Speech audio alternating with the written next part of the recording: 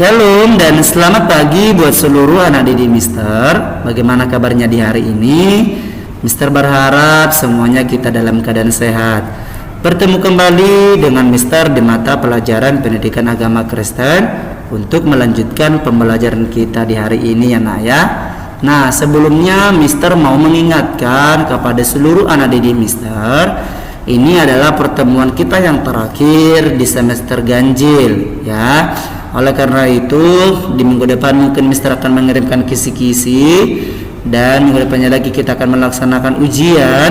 Oleh karena itu tetap dipersiapkan dirinya, belajar dengan baik supaya nanti mendapatkan nilai yang terbaik. Oke. Nah, hari ini kita akan melanjutkan pembelajaran kita dengan topik yang baru, yaitu pelajaran yang kelima, berbicara tentang aku mengasihi sesamaku seperti diriku sendiri. Tujuan pembelajaran kita di hari ini yaitu yang pertama, menuliskan arti mengasihi sesama seperti mengasihi diri sendiri. Yang kedua, menuliskan contoh-contoh mengasihi sesama seperti mengasihi diri sendiri. Dan yang ketiga, membuat karya kreatif yang berisi tekad untuk mengasihi sesama seperti mengasihi diri sendiri. Pada suatu hari berkumpullah orang-orang Farisi. Yesus juga berada di antara mereka. Seorang dari mereka, yaitu ahli Taurat, mencoba menjebak Yesus dengan suatu pertanyaan. Namun sebelumnya kita mau cari tahu dulu, kira-kira siapa sih ahli Taurat itu? Bagaimana sih kehidupan ahli Taurat? Nah, ahli Taurat dikenal sebagai orang yang ahli di bidang hukum agama atau hukum Taurat. Biasanya mereka tahu betul dan hafal isi hukum Taurat. Mereka seperti pengamat dan penggerak hukum yang sangat teliti. Mereka juga dikenal sebagai kaum yang suka mencari dan memperhatikan hal-hal yang sangat kecil.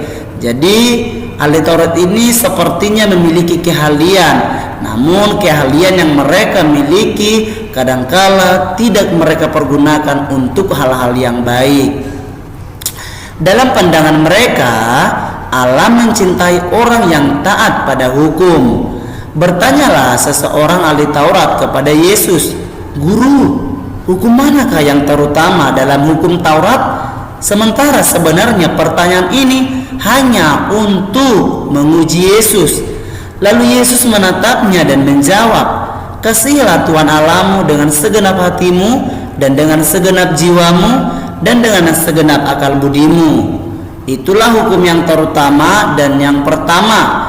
Dan hukum yang kedua yang sama dengan itu ialah, kasihilah sesamamu manusia seperti dirimu sendiri." Jawaban Yesus itu hendak mengajarkan kepada orang-orang Farisi akan arti mengasihi. Mereka tidak ragu akan jawaban Yesus karena pertanyaan mereka bertujuan untuk mencoba Yesus. Ahli Taurat ini tahu persis bahwa jawabannya bersumber dari Ulangan 6 ayat 4 sampai 5. Hukum yang terutama dan yang pertama ini menjadi pengakuan iman percaya orang Israel yang disebabkan setiap pagi dan sore harus diajarkan kepada anak-anak mereka secara turun-temurun. Taurat mengajarkan bahwa setiap orang Israel menghormati dan taat kepada Allah sepenuh hati, jiwa, dan akal budi. Namun Yesus menambahkan hukum kasih, yaitu untuk mengasihi sesama manusia seperti diri sendiri. Hukum kedua ini juga tertulis dalam Imamat 19 ayatnya yang ke-18, yaitu melainkan kasihilah sesama manusia seperti diri sendiri. Akulah Tuhan. Artinya kita juga sebagai manusia harus mengasihi sesama kita sebagaimana kita mengasihi diri kita sendiri. Yesus mengajarkan ahli Taurat itu bahwa mengasihi Tuhan Allah harus dibuktikan dengan mengasihi sesama dan terlebih kepada diri sendiri. Bukan hanya hukum pertama yang dipraktekkan, melainkan hukum kedua juga harus dilakukan. Yesus menginginkan kedua hukum ini dipraktekkan oleh sang ahli Taurat dan semua muridnya, sebab pada hukum kasih ini tergantung seluruh hukum Taurat dan kita para nabi. Sayangnya orang-orang Farisi hanya menghafal tentang hukum Taurat, namun mereka tidak memperhatikan isi hukum Taurat dengan yang benar, yaitu mengenai kasih kepada Allah. Orang-orang Farisi menaati hukum Taurat dengan bertujuan untuk memamerkan kesalehan agar orang lain melihat mereka taat kepada Allah. Mereka melakukan perbuatan baik hanya untuk mendapat pujian dan bukan lahir dari hati yang tulus. Orang Farisi tahu apa yang baik dan benar, tetapi tidak melakukannya. Itulah kehidupan orang-orang Farisi, ya. Mereka tahu apa yang baik, namun mereka tidak melakukannya. Bahkan mereka mengikuti atau mentaati hukum Taurat, bukan melakukan dengan dari setulus hati, tetapi bertujuan untuk memamerkan. Luar biasa kan gaya hidup orang Farisi? Dan artian anak-anak Mister tidak perlu mengikuti atau meneladani karakter orang Farisi yang sangat konyol atau tidak terpuji. Nah, dari pembelajaran kita di hari ini dapat disimpulkan bahwa Tuhan Yesus memerintahkan setiap orang Kristen untuk mengasihi dengan tulus, khususnya anak didik Mister. Kita sebagai orang Kristen, Allah memerintahkan kita untuk mengasihi sesama kita dengan tulus, bahkan mengasihi Allah. Setiap perbuatan kasih haruslah dilakukan tanpa mengharapkan pujian atau balasan, seperti yang dilakukan orang Farisi. Mereka melakukan perbuatan baik hanya untuk mengharapkan pujian. Tindakan kasih harus lahir dari hati yang tulus dan ditunjukkan kepada semua orang tanpa memandang perbedaan. Kalian harus mengasihi semua orang seperti kalian ingin dikasihi.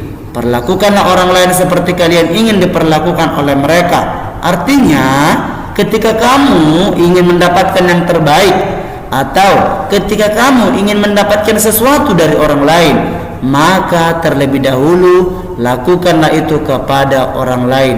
Kasihi dia dan beri yang terbaik. Kalian akan memperoleh keselamatan dan sukacita jika mengasihi dengan tulus.